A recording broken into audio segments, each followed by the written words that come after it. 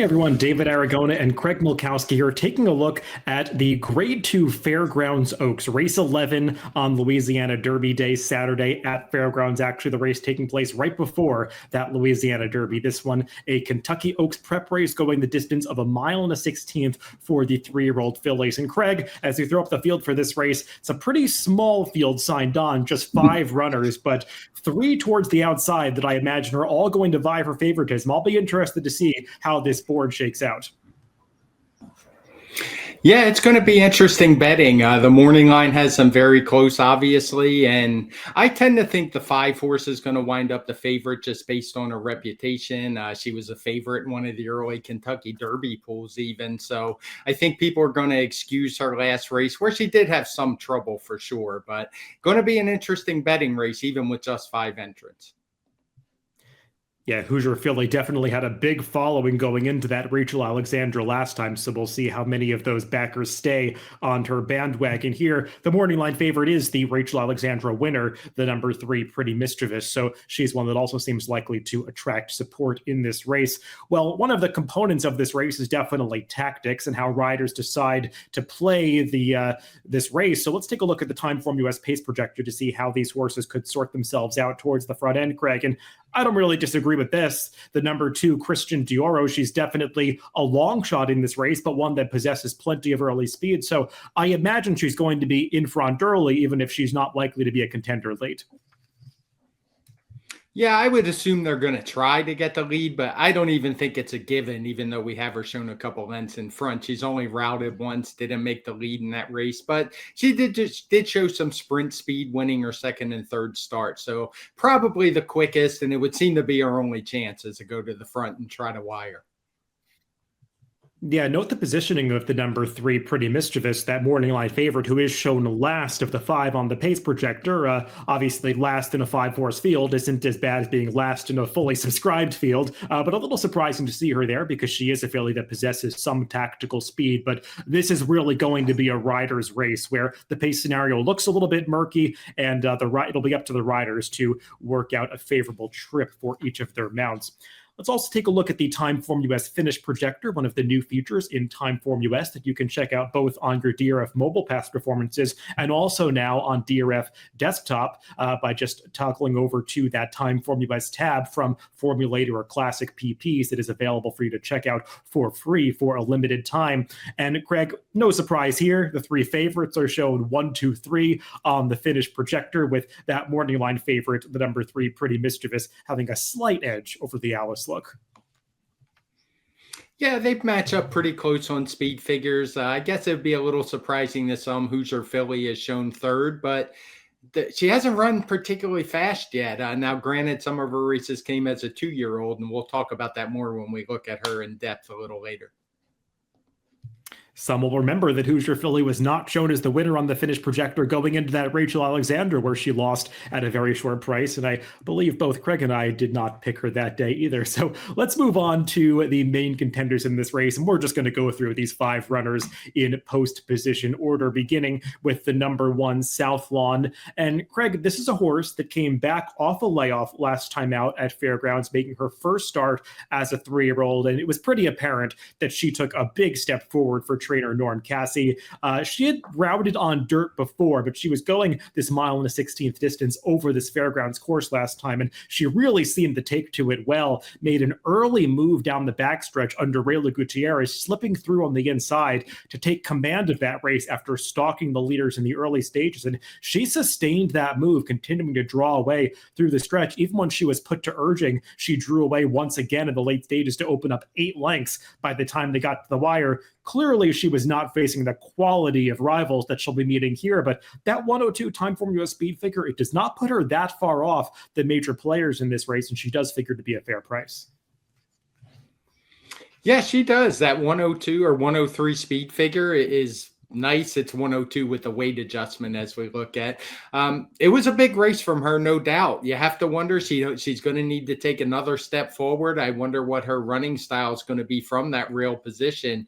As you said earlier, it's going to be a tactical race, but I wouldn't blame anybody that gave this filly a shot because she really seemed to turn a corner last time in her move back to dirt. And I don't want to discount any Norm Cassie runners right now. We're going to take a look at his recent stats that I pulled up in DRF Formulator. Now, a lot of this has been compiled at Oaklawn Park, where he's having a terrific meet there. But on dirt in general, both between Oaklawn Fairgrounds and wherever he's racing over the past 3 months, Norm Cassie, an impressive 15 for 43, a 35% win rate with an ROI that's just under $4. So he got South Lawn to contribute to this stat last time when she was a 10-1 winner. So definitely a hot barn at the moment, Craig. Yeah, no doubt about it. What I found interesting, the favorite in that South Lawn win was a different horse sent out by Norm Cassie, who didn't really show up that day. But those stats are hard to argue with. And he's a guy not really known for his turf success, or his dirt success, I mean.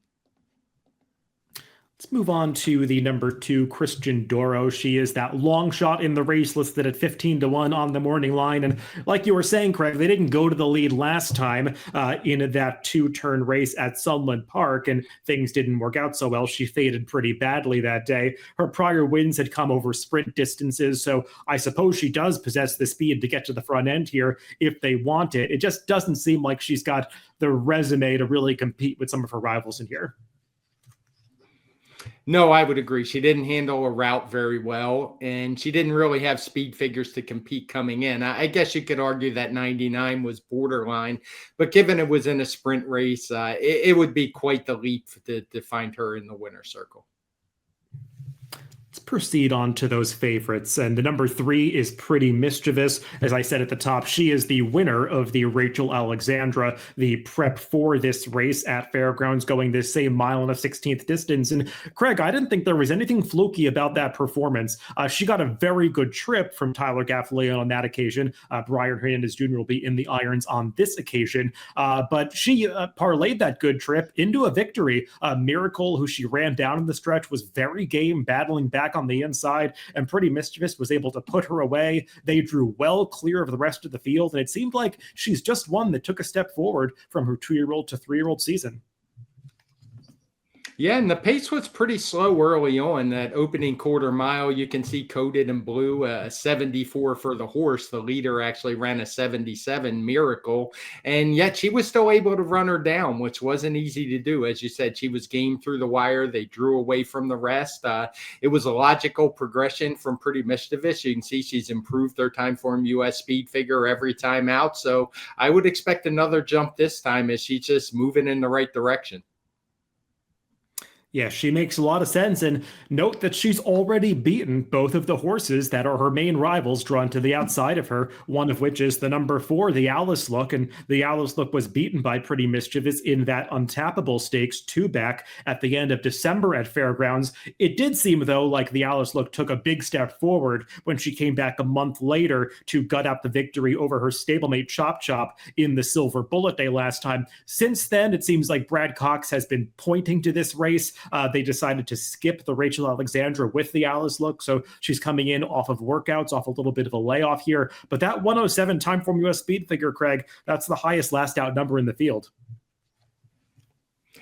Yeah, I thought that was a big effort. It seems like the plan all along was to target this race, similar to how Instant Coffee, who won on the same day, is targeting the Louisiana Derby. They kind of skipped one of those preps in between. She's had good workouts, and I agree. She took a big step forward, ran a 107 time form US speed figure. It might be tempting to look at the runner-up Chop Chop, who was really her only competition that day. It was a huge gap back to third, and be worried because that one hasn't run very well since. But I think that horse has just gone off form, so I'm not going to hold that against her too much. And it's another one I expect her to show up in top form and run a big race. Yeah, I'll be interested to see how she runs here, because she is a little bit of that one-number horse that you worry if they're going to run back to that big effort. And as you said, there is that minor question with Chop Chop subsequently regressing off of the speed figure that she earned for her second-place finish that day. So some things to prove for the Alice Look, but she is definitely in good hands, that being the Brad Cox barn. And the final horse we'll talk about in this Fairgrounds Oaks is the number 5, Hoosier Philly. And Craig, we made the case why she was vulnerable last time when we did our stakes preview preview of the Rachel Alexandra, and she was just not that fast coming into the race. Frankly, her 102 time Formula speed figure, that's her career top, that makes her comparable with the number that Southlaw and that 8-to-1 shot has run, and the other two rivals that are similar prices on the morning line. The Owl is looking pretty mischievous. They've already run faster than her. Hoosier Philly, some will say, did have a big excuse last time in that Rachel Alexandra because she stumbled a bit, took a stutter step coming out of the starting gate that seemed to upset her a little bit in the early furlongs of that race. She got a bit rank after that behind the slow pace, but I was still looking to see more of a kick from her in the stretch, and she just never really picked up the way that we saw from her at Churchill Downs. Yeah, a little context, that 102 she ran in the Goldenrod, that came about 4 months ago. If you believe lightly raced horses are going to get better, maybe that projects to like a 107, 108 type figure on Saturday, which would certainly make her a contender. I just didn't like what I saw on Saturday. I guess it comes down to how much you want to make of the trouble she had. She definitely had some trouble. I just don't think it was enough to excuse the performance that we saw, where she basically lost ground throughout the entire stretch, not able to make up an inch on the others. So at a short price, I'm going to take a stand against her. If this was a filly who was, going to be 8 to 10 to 1 off of that line and looking at maybe she's going to improve off that 102, maybe you take a shot, but it just seems a stretch of a horse that we know is going to take a lot of money. Yeah, that's exactly right. I mean, I would call myself a trip handicapper, and I like to bet horses back off of poor trips, but only when those trips are flying under the radar. Everybody saw that trip for Hoosier Philly last time, and I think a lot of people are giving her an excuse for that performance, so I'm expecting another short price coming for her. And speaking along those lines, let's take a look at the top picks for Craig and I in the Fairgrounds Oaks, and we're both somewhat against Hoosier Philly, who I think we're in agreement could possibly go favored here. And Craig, you're going for the horse drawn just to her inside the number 4, the Alice Look from that powerful Brad Cox stable. Definitely will be tough if she repeats that last effort. Yeah, and I think she will. That's why I picked her on top. I think this was the plan all along for Brad Cox. I like how she's been working out, and she just seems like the horse to beat to me, and she's probably not going to be the favorite. And I'm going for a bigger price with that number 1 Southlaw. I was just really taken with the visual of that last out victory. It was against a weaker field, so she's getting a real class test here. But I think the price is going to be there as people really focus on those 3 outside drawn runners. So I'm going to take a shot with the number 1 Southlaw as Craig goes for the Alice Look in this Grade 2 Fairgrounds Oaks on Saturday at Fairgrounds. Good luck if you're playing the races this weekend.